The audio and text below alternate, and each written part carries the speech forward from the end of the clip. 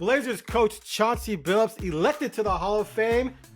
Blazers snap a 10-game losing streak, which is both good and maybe bad. We'll talk about all that and more on the Blazer Focus podcast. I am Aaron Fentress of the Oregonian and OregonLive.com, along with Craig Birnbach. Craig, what you think of my T-shirt? It's my Darth Vader. I liked it. I mean, I think it says it's Darth Vader, tall, dark, and evil. And I would say that you are one of three. Wait, I mean, really, are you tall? 6'2". Yeah, I mean, in my world, that's huge. Oh, well, that's come on. What's the average? What's the average? Average man's 5'9", right? Well, in America, it's about a little over 5'9". In the world, which is the one I like to keep track of, it's like closer to 5'8". 5'8". 5'8". See, so I'm tall. I'm not overly dark, but I'm you're not evil than you. Oh, I can be. That's true. I can be. No, I'm a sweetheart.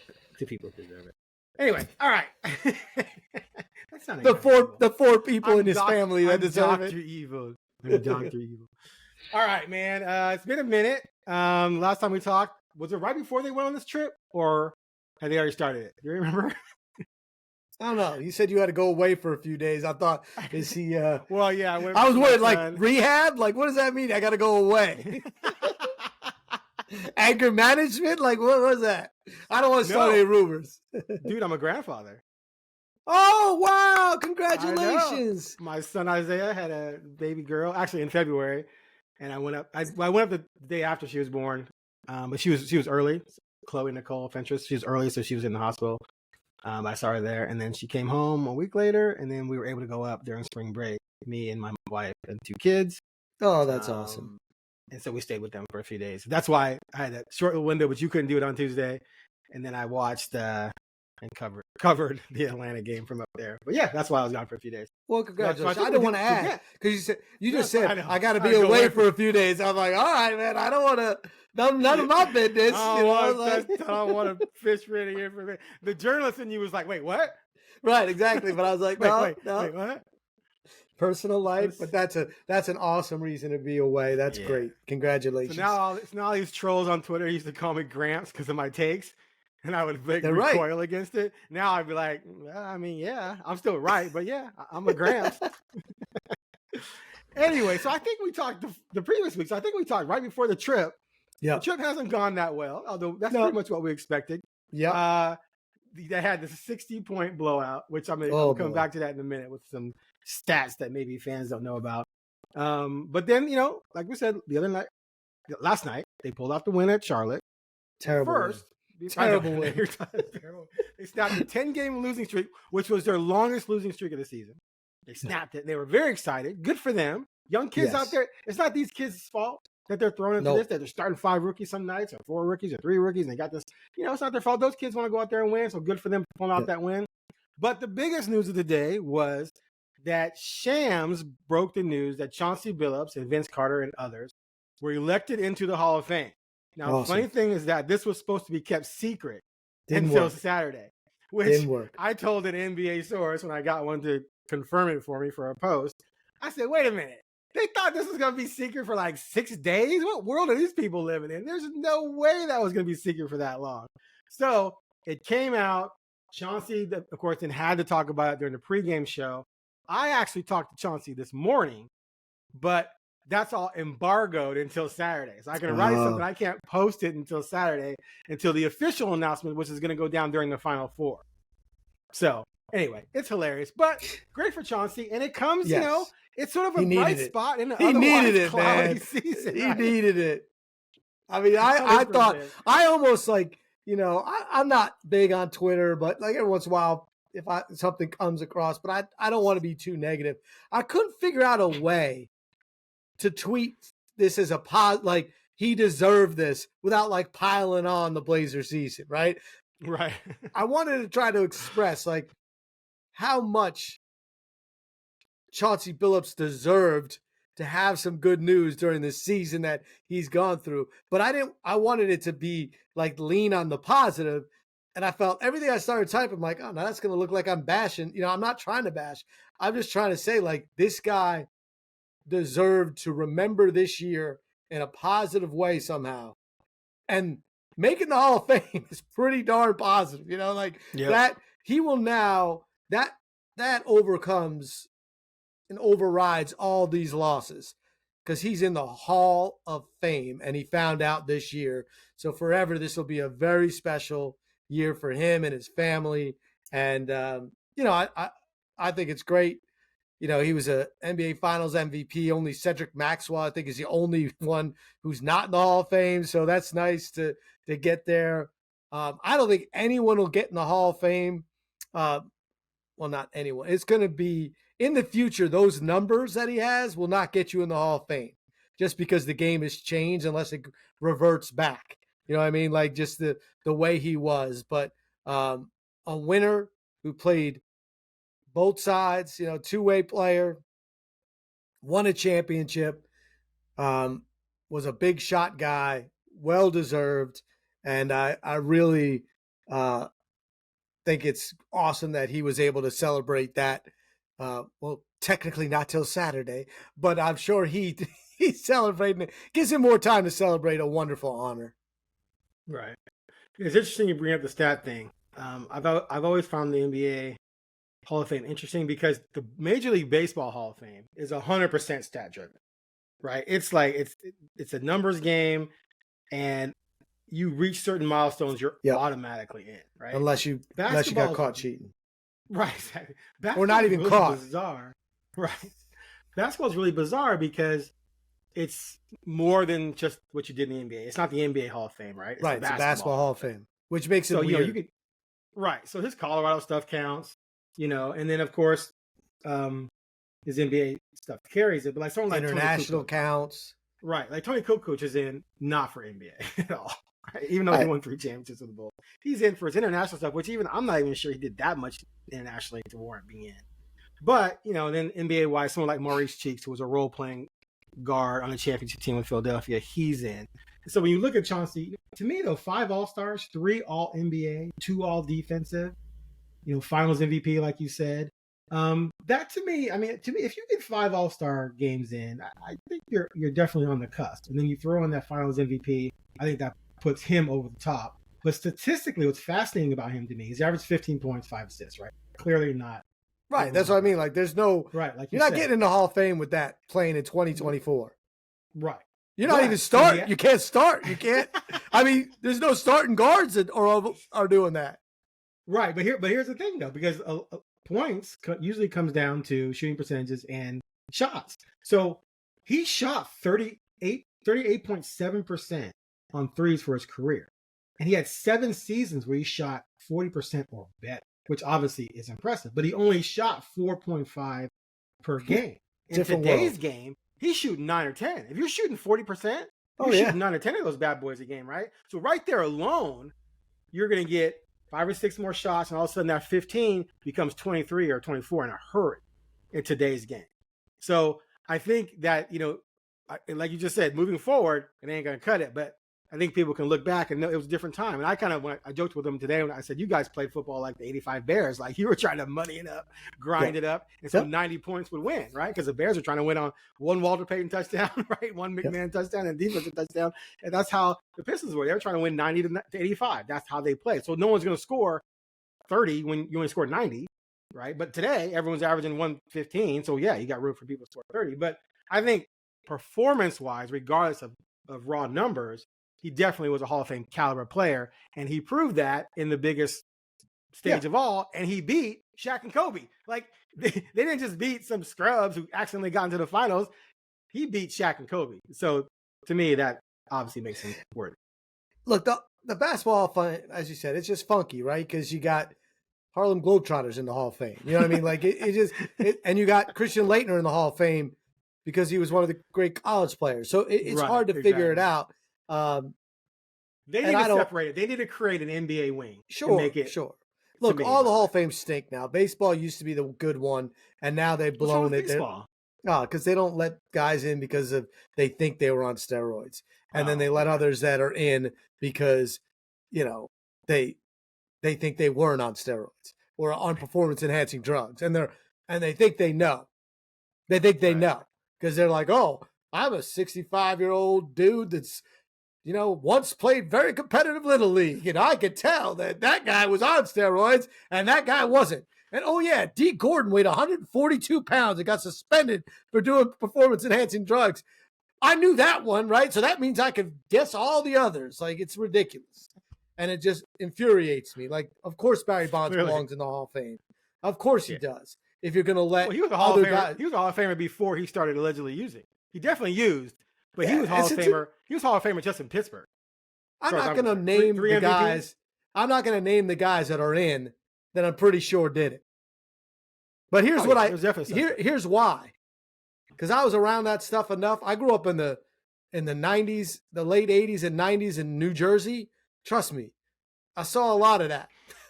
My people are known for what do you bench? You know what I mean? Like, so, I mean, like, hey, what's up, man? What do you bench? I did a lot of working out, but believe it or not, myself.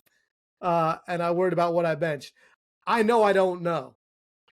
And that's what you don't know. So anyway, they ruined that. But the Basketball Hall of Fame has always been just so bizarre because Sabonis, of course, is in the Hall of Fame. We didn't even get to see most of his greatness because it was behind an iron curtain. Right. But Chauncey Billups belongs in the Hall of Fame the way the Hall of Fame is, designed.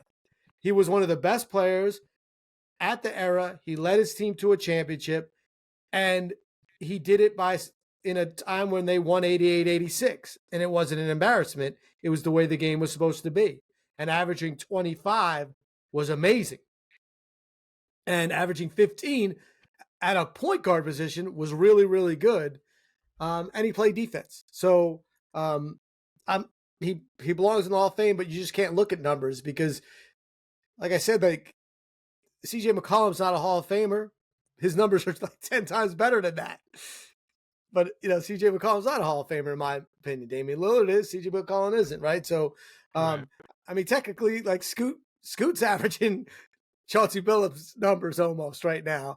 And it's a disappointing season. But, and he goes in with Vince Carter, who was obviously a no-brainer and an amazing at multiple levels, international, NBA, and college. Like, he checks all the boxes.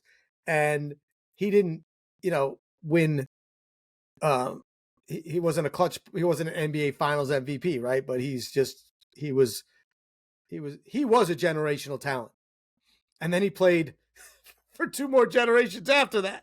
And wasn't an embarrassment. Like, to me, Vince Carter will always be an amazing thing because so few players have been able to go from, being the man and being super athletic and being, an all NBA player to figuring out how to be a role player.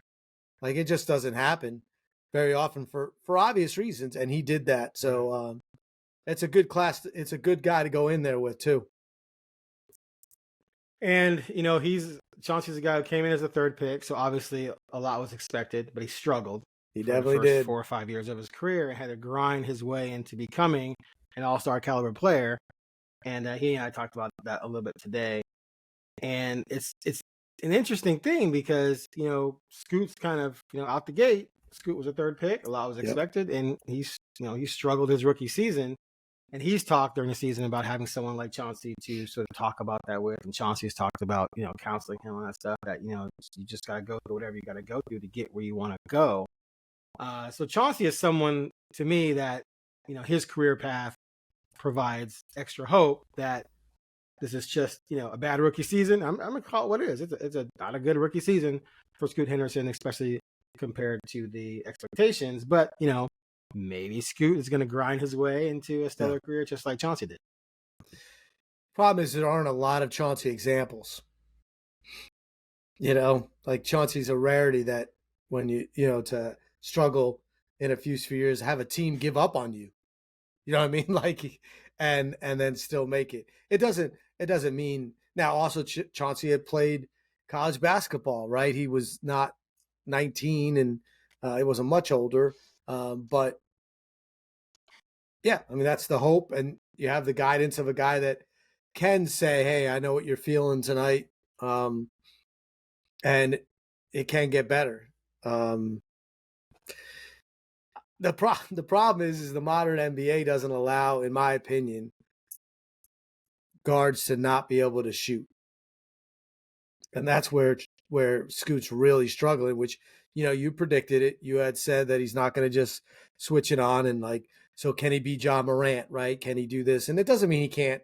I mean, he doesn't have to be 42%. He just can't be 27. Right. He could be just get over 33, because you talked about Chauncey shooting 38% and shooting 4.5. Back in that era, the math was simple. People were like, as long as you shoot better than 33% from three, you're not hurting your team by shooting threes. Like, that's what the math said. Right. So guys shooting 38% was really good. But now, the best shooters shoot over 40 from three, and they shoot 10 a game. So it's just a different world. And the way the NBA works now, they don't guard you. If you can't shoot 35%, they're like, go ahead. We'll beat you on the other end, because we'll shoot 38 to 39 and get some dunks here, and we'll just sag off. And now you won't even shoot, you'll shoot 45% from two, and we're going to win, and you're not going to be an effective offensive player. And that's what's going on right now with Scoot, is they're just saying, go ahead, shoot. And what Scoot can do well is get to the hoop and finish, but not against three guys. There's nobody that can do that. So he's going to have to figure that out. Yeah, it's bad across the board shooting wise. 38% total, 31% from three, which actually is up. It's gone up. It's gone up. It's gone up. His 2-point percentage is 42. Yeah, it's just not good. And the effective is 43. But again, it's his rookie year. Like, I'm never gonna call a rookie, a bust or that he's done. And he's playing with. He's playing with four other rookies, right? Like, at times, lately, like that. Yeah. He's supposed to be what are you gonna do? Like, they don't know what they're doing. Who you passing to? I mean, they won a game last night where they scored 89 points, and he shot really well, and he had 20. Like, Rand Rupar played 35 minutes. What was he, 1 for 5? Yeah. I mean, like, what are you gonna do? Like, that guy doesn't exist. Yeah. Like, they're like, go ahead.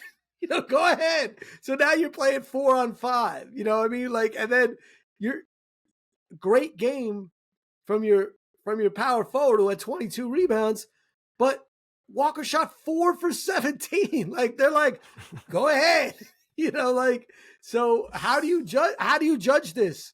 It's not been good because we have eyes. That's the thing. The stats mean nothing, in my opinion, especially now. But we have eyes. And we have seen a guy not to be overwhelmed at times, to not show the athleticism we expected to see on a night-to-night basis, right? So, and not see not enough moments of like, oh crap, like there we go. And that's the difference between seeing Brandon Miller, who struggled last night, because there's been those moments we've seen. We all have social media. We see like, oh, he just dunked on 3 people. Oh, he just blocked a shot, like from nowhere. Like, oh, okay. Like, and then the guy who's picked first, people are arguing are debating already if he could be the greatest player of all time. And you can't say no, right? You can't be like, that's ridiculous. You cannot, because the guy's had a 40-20 and he's 7'9" tall and killing it. So like, that's a tough place to be if you're Scoot. So, but of course, yeah, we're not dismissing it, but it's not a home run right now. And the whole year's been, it hadn't even been a sacrifice bunt. Right. So let's do this. Let's come back to the snapping the losing streaks. I know you want to talk about how bad that was. And let's stick with this theme here because the entire roster, like one of the reasons why when I watch these games, I'm just like, I don't care. You want it to be over. Well, not just that, but I don't feel like I'm watching hardly anything that's going to be around in a couple. That's what I mean. And you just mentioned like Brandon Miller. Like Brandon Miller has flashed that he could be a star. Like you see it. You see that ability. There's not one person on the Blazers this season that, Sharp for like a couple weeks when he had that really hot run and then he fell off. Ant early on when he came back, Ayton that last few weeks has been pretty good. but no one has really established themselves on this roster at all as a 1A, a future 1A. I don't even know if there's a future 1B yet. And so to me, all the second round picks and the young forwards and this guy had a good night that night and that guy this guy made some threes. Oh my God, he made some threes as an NBA player. Wow. No one has established themselves at all as anyone that I believe is going to be a catalyst for getting this team back to the playoffs. Like no one. Role players, yeah, but no one where you're going to go, that's the number one guy, they're riding him like they did with Dame, like they did with Roy, like they did with even Zach Randolph. Like, LaMarcus, yeah. Just like I don't see that yet. Until I see that, then I'm just not impressed. None of this stuff matters to me because I've said this before. Like it's just getting old now because we talk about the same things. There's nothing to talk about. We've seen this for the last few years now. So where are the impact players? I don't see them. So if I don't see them, I'm not going to get all excited about 17 rebounds or someone making a few threes. Like it's just irrelevant because they're getting their tails kicked almost every night. And then their guys are injured. I get that. The fact that Aiden's playing, I think, is interesting. Aiden's playing, and Grant and Simons aren't, which lends me to believe that Grant and Simons probably are still really injured and can't play. Maybe I don't know. And Brogdon's not playing. Brogdon's not playing. Well, yeah, I think Brogdon's a suspect. But so anyway, it's just a bunch of stuff. That's all it is. It's just a bunch of stuff. And so all I care about now really is get to the end of the season and let's find out what the plan is. Because one of the questions I'm gonna have for Cronin is, you've been in the lottery 3 straight times. Should fans count on a 4th straight time, or are you gonna make moves this offseason to assure that you go into the season with a roster that people look at and go, oh, that's a 500 or better roster? And if they're not, then it's gonna be a bunch of the same stuff again next year. Because it's one thing to say, man, you saw a lot of growth. Let's roll in next year and see what's gonna happen. No, you didn't see a lot of growth at all.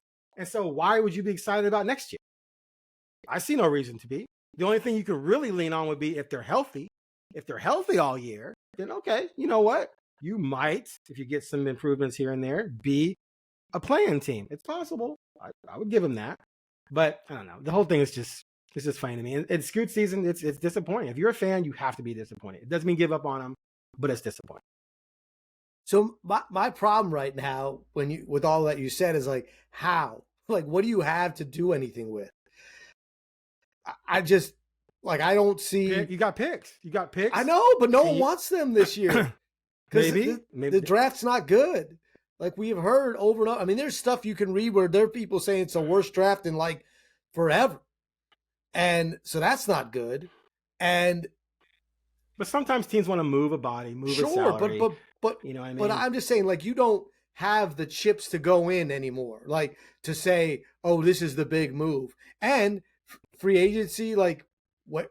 No. What? Why are you going to be a player now? You're not. You never were before when you had Dame. You're certainly not going to be a player now. To me, I'm going to be surprised. Not for anyone big, but they could get some solid veteran role guys. You want to get back to mediocre? You want to get back to where you said you didn't want to be and why you blew it up? Okay, you said you blew it up because you didn't want to keep playing into the second round as your ceiling. So now you're just trying to get back to being a play-in? Sure, you could get to be a play-in. It's easy to get to a play-in unless you're just ridiculous, because all you have to do is go the middle, because most teams don't want to be there. So most teams want to be where Charlotte is, or be where OKC was 2 years ago and be where they are now, right? That middle part of making the play-in is not awesome. Look at the Rockets, right? They just accelerated the crap out of that franchise in 1 year. And you're not close to that, because they have these young, talented players and you're like, possible all-star, definitely 1B. Damn, Green is good. Okay, I disagree. If you added a Van Vliet and a Dylan Brooks to this roster next year and everyone stayed healthy, that team's in the play. The Blazers. Yes. Yeah, absolutely. But I'm saying, but that's not, the Rockets are in the, fighting to be in the play-in, but with a future of talent that could be all-star level and be where OKC is in a year or two. So if they don't have that, if Scoot and Sharp aren't that and aren't that, then do you start over again? I'm saying you got some young pieces and you're going to have a lottery pick this year. 2, maybe. Well, 1 and another first round pick. So you're going to have a lot of young players that you selected that you say are going to be great. So you got enough of those.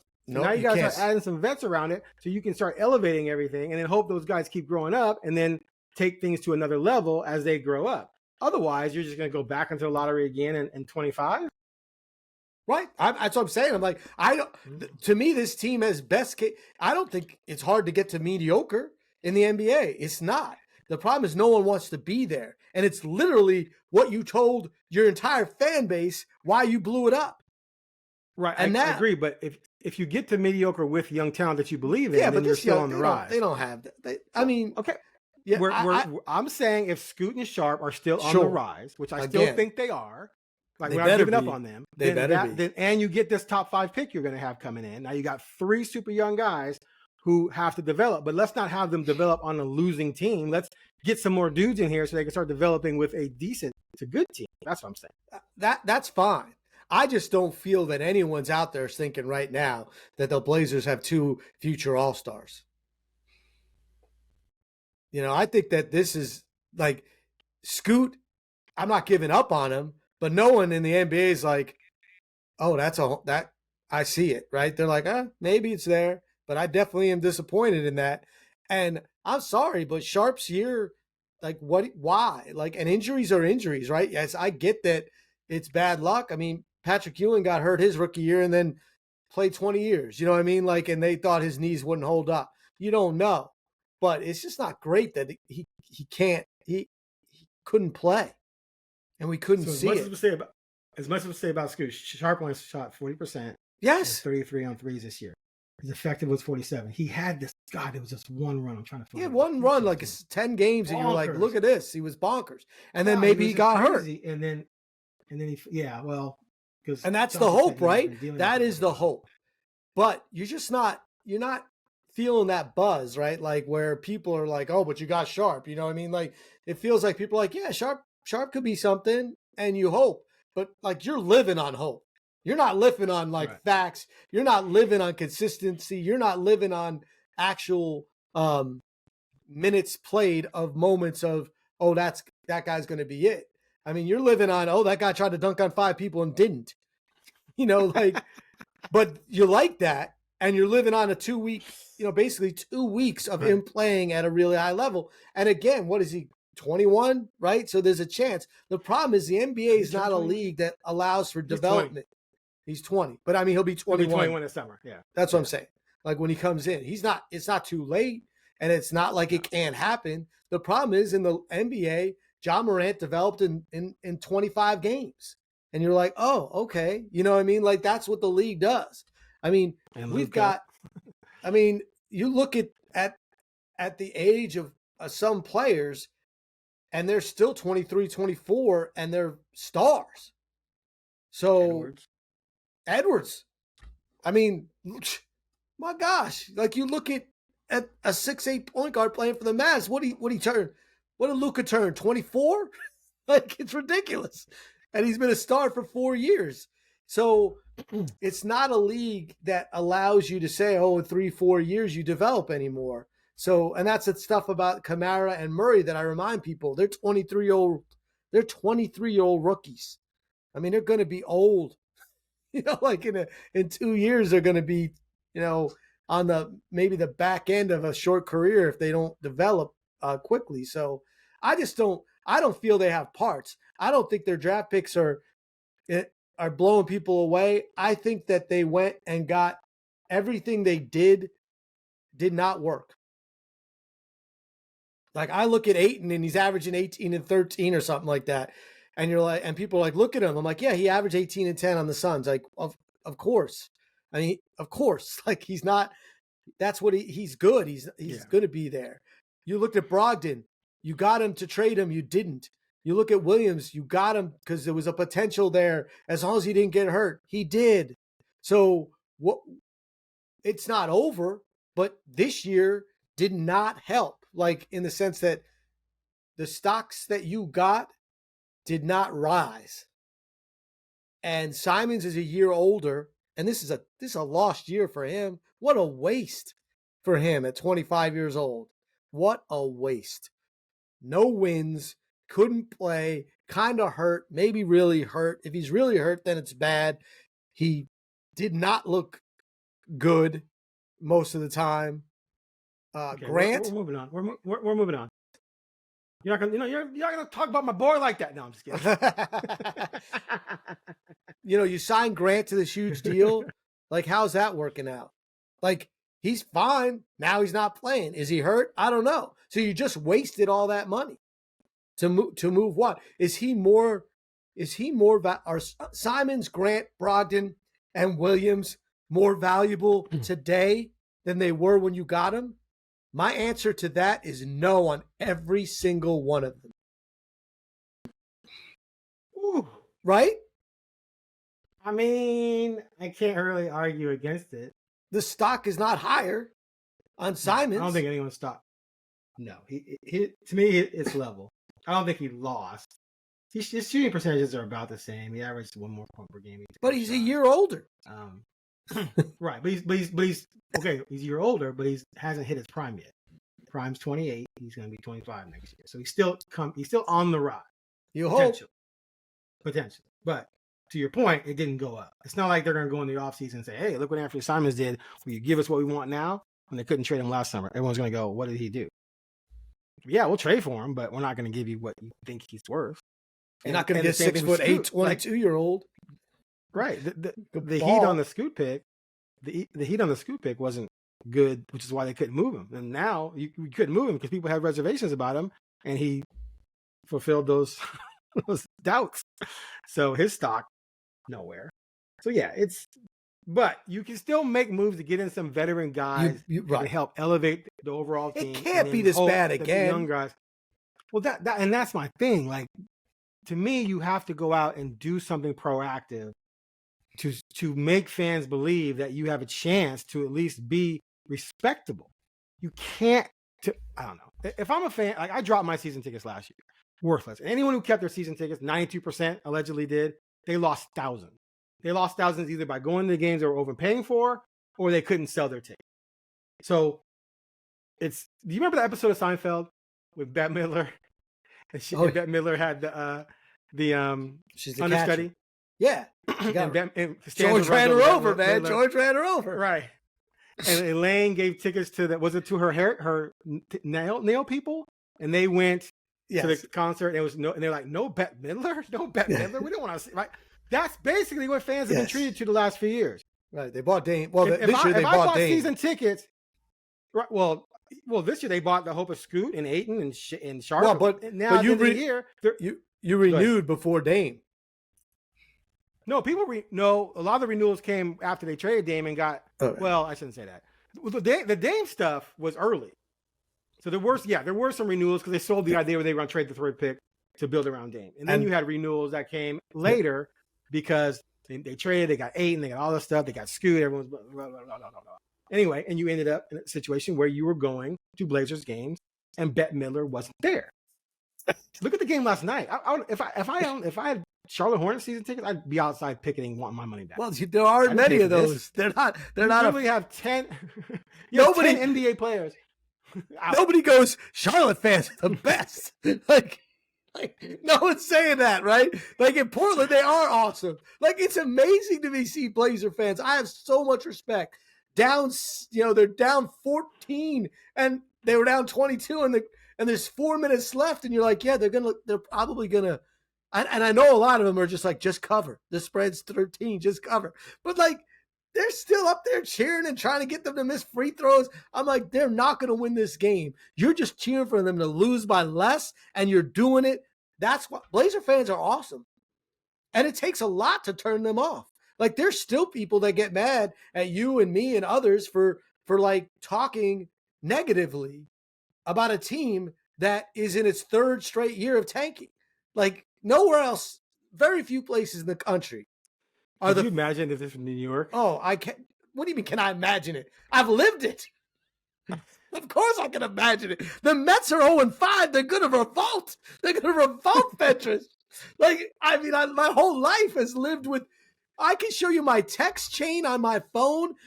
Opening day, the Yankees went down 4-0. The whole thing is from like 12 of my friends. Nestor Cortez is garbage. This team is awful. Hal's the worst. This team can't win 75 games. They won the game. Like, that's it. That's how, I'm dead serious. I'm the They won 5 in a row, right? Yeah, they're 6-1. Best start since Babe Ruth. Like, but no, it's a different world. And you know what's funny is New York fans make fun of Philly fans for being negative. So it's not even like it's just us. But no, like sports radio, all that, it would be over. They could not, ownership being in this the way it is it would not suffer. Like, it's just not it's not a possibility for people to not revolt in other places. So I give Blazer fans credit for remaining positive, going to the games, and being hopeful. But yes, they're losing it. And who I feel for, Fentress, are the people, the business side. You're trying to sell sponsorships. You're trying to sell the tickets. You're trying to, get people pumped about this team on a nightly basis. Like, the broadcast team, like, it's hard to do it and sound legit, right? Like, you can only spend so much, and at some point it runs out, right? Going to year 4, they have to try to win. They have to try to be mediocre. And you're right, if this team is completely healthy, they could. It's not hard to be in the play-in action, right? Like, it's not hard. Okay, speaking of, let's segue then into the horrible win at the Hornets. So to set this up, going into Tuesday, the Blazers had lost 10 in a row, longest losing streak of the season, and that put them in position to actually fall as low as 3rd, because that made them 1 game ahead of, at the 5th worst record in the league, 1 game ahead of Charlotte and San Antonio, who were tied for the 3rd worst record. The Spurs went out and lost to Denver Tuesday night. And so the next night, had the Blazers lost to the Hornets, the Blazers would have fallen into a tie for the 4th worst with 6 games to go. Instead, they won the game. So now they have a 2-game lead over the Spurs and the Hornets, which still, they're both tied for 3rd again. So with 6 games remaining, they play the Wizards on Friday.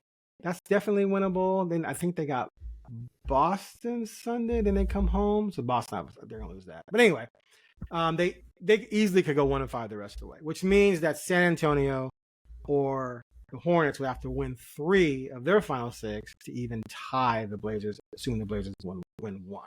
So it looks like the Blazers are locked into 5th. Now it's a lottery, right? So the difference, I think, is that the 5th has a 10.5% chance, and I think 1 through 3 have 14, and 4th has 12.5. So the difference between 5th and 3rd is 4 percentage points, which is not insignificant. But it's still a lottery situation. It's not crazy. Last year they finished 5th worst, and they got 3rd, right? So things happen. So I don't want to make a huge deal out of it, but like you said, it's a bad loss from a lottery perspective. Of course, the players don't care about that. And I do want to give some credit to the Blazers management. I try to be fair, whether I think they screwed things up or not. They're playing Ayton, right? If you are like, okay, we really want to lose this game, you don't play Ayton. Ayton's got tendonitis of the shin. Right. That's their thing. I don't think there's tendons in the shin, but you come up with something, right? And you don't play him. And then you probably do lose because he was your best player that night. Oh, yeah. So I give the Blazers credit for saying, okay, we're going to play Ayton. Yeah, but without Ayton, they lose. I think Ayton. Of course. You take away Ayton, I think they shot 30%. No, the team shot 31%. No, they shot 38. You take away Ayton, I think they shot 28. I can't remember. Anyway. So I give them credit for that. So even if there's games being played with Ant or Grant, which I'm not saying there are, but the fact that they play Ayton to me shows us, that they're not overtly, blatantly trying to blow that game. And the guys on the court obviously are going to play hard, and they played hard, and they won, right? So to me, psychologically they needed that win. I don't think it's a huge deal that they won. You, of course, though, think it was just bad. Well, I just all you want to do is get nothing matters this year, so you hurt your future. I mean, the Hornets didn't play as by 3 percentage points. Yeah, I know, but that's 3 percentage points. Those guys that were cheering, I give them credit. They should play hard. It's not good that they won. It's bad. It doesn't help you. It hurts you. Like, there's just no way around it. It hurts you. Winning this game does not help the future of the Blazers franchise. It hurts it by 3 percentage points. That's when it. When they win a championship in 5 years, we're going to trace it all the way back to that night in Charlotte. I'd love to find that. Find it. When find they pulled it out, that'll be the moment when Chauncey made the Hall of Fame and they went out and won in Charlotte, and Scoot had a great night, and that catapulted them to the 2035 NBA. Go ahead. I'm just saying that the difference here is the Hornets rolled out JT Thor. JT Thor's balling lately.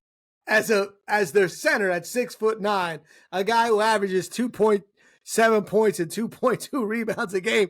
And I want to remind you, he started as kind of the big man. He shoots 39%.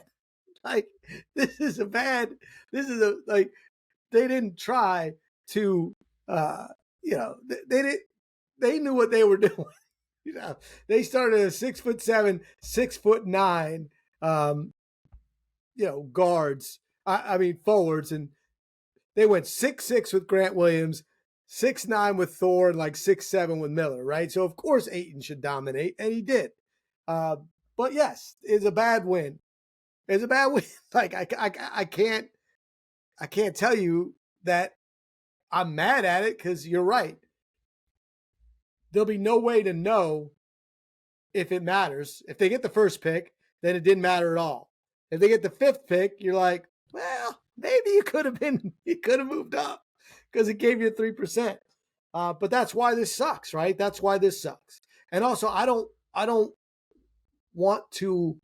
Yeah, I'm just being honest. Like, it was a bad. It's a bad loss. I mean, it's a bad win, and there's no way to spin it. Like, they're not going to learn to win by winning 20 games rather than 19. Like, it doesn't. It doesn't help. The psychology of the kids out there getting their heads kicked in. What do you care? Long term, as a Blazer fan, I'm saying. Well-being. Yeah, I'm glad they get paid. They get paid a lot, like when they're in the NBA. Especially these guys, that some of them were never going to get an NBA paycheck this year because they were supposed to be on the Rip City, remix. So, right. Well, most of them are. I mean, I'm not being disrespectful. These are really good players, but Rupert was not supposed to be on the team, this year. He certainly wasn't supposed to play 35 minutes in an NBA game. So I'm not trying to be mean. I'm glad that and he might end up being a really good player, but odds are he won't. Because that's just the nature of the NBA. If you're not, they scout pretty well. So, I mean, yeah, I wasn't like, this is the worst thing that could ever happen. The Hornets are trying to lose too, right? Like, so they scored 86 points. It's hard to win scoring 89 points. And the only way you can do it is when the other team scores less. They were terrible. So that's what happened. And that's the end of the year now. Let them win all they can. Who cares? I mean, it is what it is. I just don't, like you said, like, what are you looking for? Even if Scoot goes off, you're not going to feel great. So get through the year and get to that press conference, and let's see what they do. I mean, that's where we're at right now. Let's end on this. So in the last podcast, did we talk about the 60 loss thing? No, you mentioned that. You texted me like, this team can lose 60. Yeah. I've done the math, and I was like, okay. Like, so 58's bad too. What are they at right now? 55 or 56? 56. Their record is 20-56 on a one-game winning with 6 to go. Yeah. So they got to win 3. They go 3-3 to avoid. They're going to lose 60 games. Losses.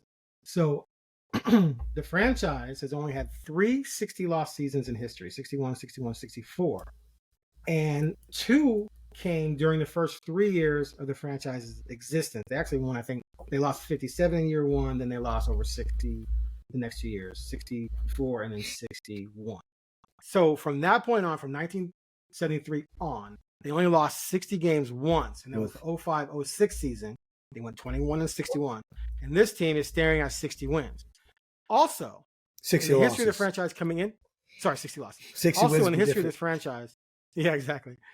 They've only lost, coming into the season, they'd only lost by 60 points or more in a game once. It was 65 to Indiana, and I think 2011, 2012 season, I think they made the playoffs that year. They've lost by 60 twice in the last 12 weeks. That game against Miami, and then that game against OKC at the end of that trip in January. So this season, and to me, like the expansion years, you get some grace in those years. You absolutely right? get grace. Right. So they're only going to be, if they lose 60, they're going to be one win better than the 05-06 team, but they will have 2 60-loss games in this season. So you could argue that at the very least, it's the worst season since the 71-72 season when they lost 64. But given that was the franchise's second year of existence, I would argue that this might be really the worst season ever when you factor in those 60-point losses. Oh, I don't, and you traded Damian Lillard. Like you can't not mention that. Right. Blazer fans the franchise had to endure that. They traded away, arguably the best player in franchise history, arguably the most popular player in franchise history, and then they went and had one of the worst seasons in franchise history. And when you're on your second year of ever having an NBA team, you're still like just so happy. You're so happy. Like, we got a team. They stink, but they're going to win eventually. This is an awful year. And it started awful. I mean, the divorce with Damian Lillard, like that was hard. And it's hard for everybody. So, I think you're fair to say this is this is the worst season in Trailblazers history, you have a lot of evidence to support it. I mean, absolutely. There's other things that have happened, where it hurt, Greg Oden getting hurt multiple times, Sam Bowie. Like there's things that you could argue are worse to happen than losing 60 games, but it's not ridiculous to call this the worst full year, because I'm counting. I mean, they went into the preseason with Lillard on the roster.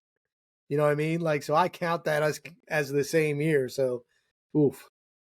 Yeah, there was that plus minus record that Scoot broke the I don't know what you call that. The worst plus minus of all time. Oh, worst game. Plus minus? Yeah, minus 58. And again, now listen to this. Go ahead, hit me. Okay, so I'm looking at winning percentage, worst winning percentages. So the 2021-22 season, a few years ago, is 5th all time at 329. This one right now is 4th all time at 263, and obviously you can fall further. And then the 2022-23 season, which was last season, obviously, is 1, 2, 3, 4, 5, 6, 7, 8, 9, 10th. So that means the last 3 years, counting this season, make up 3 of the worst 10 seasons in terms of winning percentage of all time. So you could argue that this is the worst era of Blazers basketball, 3-year era, ever.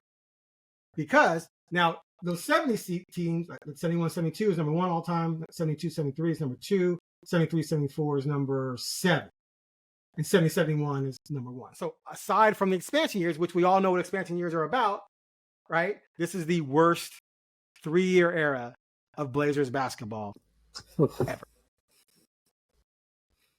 Yeah. It doesn't. I got to cover it all. And I know all of you are jealous that I got to sit there. Yeah. No, I mean, and to that, I'm burnt out. You have Joe, you have a GM and an entire front office that was redesigned at that time, and a new head coach. So in most franchises, this entire podcast will be about coaching changes and front office changes. But see, here's the thing. In their defense, it all began with Dame's surgery, Olshey being fired, CJ's collapsed lung. That season was. So then you go into the next season, and this is where I'm on the fence with. Because on the next season, you say, okay, they ended up getting number 3 pick, but that wasn't the plan. They were trying to win that year. Yeah, but they didn't provide Damian with enough real veteran depth and length to help him, so that when guys got injured, they fell completely to pieces, which Cronin admitted that he failed in that area. So then that leaves the Dame. They don't take the pick, or they use the pick, Dame leaves, and now you have this. So it's kind of like, 50-50 in terms of flat out blame versus, okay, well, they're kind of trying to lose. Because they didn't originally, they were trying to build around Dame, but they blew that, and then they're trying to lose. So it's kind of a mixed bag of everything. But the bottom line is that fans have endured the worst 3-year era since the first 4 years of the franchise's existence. And to me, the whole thing is, what's the plan? And that's where it's not Chauncey Billups. I mean, it cracks me up when people start throwing Chauncey out to be fired. I'm like, man, you should just be happy he wants to come to work. Like, well, like, exactly. What are you talking about? Like, what? I mean, there's fans you could put Bill Russell on his team and they still wouldn't win a championship. And that dude didn't have to not win a championship. And Chauncey wouldn't have to coach him because at all, there's no coaching here. And I love when people say Phil Jackson couldn't win with his team. I'm like, no, duh. You know how I know? I'm a Knicks fan. Like, we didn't win. We sucked, right? Larry Brown, we sucked. Like, when your team sucks, your coach can't save you from stuff, right? No matter who they are. There's not in basketball. Yeah, not like basketball. Even in general, can finesse in baseball. You can finesse in football. Maybe. We've seen it. No, we've seen 10 teams win Super Bowl with a bad quarterback. We've seen it. Yes, but you can't. You can't. They did it with defense and did it with special teams. In baseball, as long as you're decent, right? Just decent, you can finesse you. We've seen teams come out of nowhere and all of a sudden they're in the World Series. Like, whoa, how'd that happen?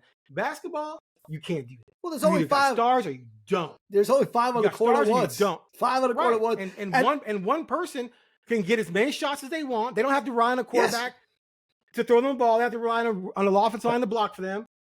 And you can stack the box in football. They don't have to wait for that bat. And they play both ways. I get that 5 times. You got to play both ways. So one guy can impact the entire game. We saw it with Jordan. We saw LeBron. Right? You can. Yeah. So that's the thing. When are the Blazers going to have that one guy again? Because that one guy was Dame. He demonstrated what he could do if you gave him something. So they got to find that guy. But and they were good. They had really good teams. I mean, they had really good 5 starters. You know what I mean? Like, people could throw away the Neil O'Shea era and act like it was garbage, and they're wrong. It wasn't garbage. It was really, really good. It wasn't great. It wasn't great, but it was really, really good. And there was a few things that went the wrong way. You know what I mean? That could have gone the other way. Pritchard too. You know what I mean? Like, Pritchard had, Greg Oden, that crushed Pritchard. Like, that's it. Like, that's a terrible decision. An awful, awful, awful decision. And we might have all made it, but we didn't. He did. So we didn't have the job. So you draft Kevin Durant, you win championships in Portland, no doubt, right? Probably. I mean, I say no doubt, but pretty darn close. And you didn't. You went with definitely be in the mix. You went with Greg Oden, and he didn't work out. Like, not your fault. That's your fault. Like, you didn't hurt his knee, and you might have, but yes. But right now, and I'm just saying, like, at some point in time, the plan didn't work because you didn't have a 7-year plan here. Because no front office would ever have a 7-year plan, because no front office has ever failed for 7 straight years. Like, they don't get that opportunity. So when you say, like, they have to do something next year, I say, of course they do. Or ownership just doesn't care. Or they just don't care at all. I think they care. Well, I'm just saying, though, if you don't do anything to try to win, you don't care. Because your business people are telling you, like, come on. We can't do this again. We have to sell sponsorships. We have to sell, broadcast. We need people to watch. We need people to buy tickets. We need people to buy jerseys. Like, what jersey are people buying right now? Like, it's not, I mean, you see it. They have old jerseys. No one's buying Jamal, Walker jerseys. No, you can love Sharp to death, but Scoot isn't even at the Lillard level. When Lillard got here, jerseys started going, right? So they've got to do something. because you can't sustain this, and ownership is going to have to do something. And people, I will bring it up every podcast, until you figure out this ownership, this team's going to be in trouble. So let me end on this quick story. So I was talking with someone at work about this, and we were talking about the Billups situation, and where some fans blame Billups. And I said part of that is because during the offseason, they were selling Scoots this. He's not a normal 19-year-old. We're trying to win. We brought back Grant and Thibault, and we made these big trades, blah, blah, blah. And the person said, well, management can't just come out and say, we're trying to lose. They're trying to sell tickets. And I go, well, first of all, you're saying that they're lying to sell tickets, which, we can argue whether that's ethical or not. But regardless of why they did it, and that creates expectations. And then when the team falters, who are you going to blame? You're going to blame the coach. My thing is that coming into this offseason, I would be shocked if fans are as gullible again, because they got worked. Yeah, right. They got worked by I call it smoke and mirrors, man. It was magic, and people were like, "Oh my God, we're going to be great. Better buy my tickets." And then you lost thousands. So coming into this offseason, if they don't do something special or interesting or significant, why would anyone keep their tickets? Just drop them. And then just wait for everyone to be giving theirs away who bought them, or the Blazers giving away tickets, because the team's going to be bad again. So from a business standpoint, like you're talking about with sponsorships and tickets, I'm giving the fans the benefit of the doubt that they can't be fooled again. Fool me once, shame on you. Yeah. Fool me twice, I'm an idiot. Yeah, and I honestly, I don't blame the Blazers for doing what they did. I mean, because there's a chance they believed it. Okay, but here's the thing. Right after they were all done with everything, and it was all this flurry of excitement, then the press conference came before training camp, and then it was, people be patient. Give us time. Yeah. We got to develop. I'm just saying, they flipped the switch from, oh my God, this is the way we're going to be bad, to, oh yeah, we're going to be bad. There's development over wins. They changed it after they got the tickets. Yeah, I mean, that's all I'm saying. You're selling a product. Diet soda sucks, but people buy it because they get sold on it being good. I know I'm the only person that doesn't like Diet Coke. If we give them the benefit of the doubt, that it's just business is business. What I'm saying is, that's on this you. Disastrous season, which we just said might be the worst ever, they're not going to be able to do that next year. They're not going to draft worst draft ever. No. Hey, we got this kid at number 4. He's going to come right in. Everyone's going to go, yeah, that's what you said about Scoot. Well, also they're going to say, okay, I'll buy tickets when I want. They're available, and they could see They're going to be available. Well, and I was talking to a guy that's done this for years. He's got 3 young kids, and he's like, yeah, I don't know what I'm going to do next year. I bought them this year. He shares them, similar thing. He's like, I'm thinking of buying Winterhawk tickets. He's like, it's competitive. It's a different sport. Like, my kids will get something different.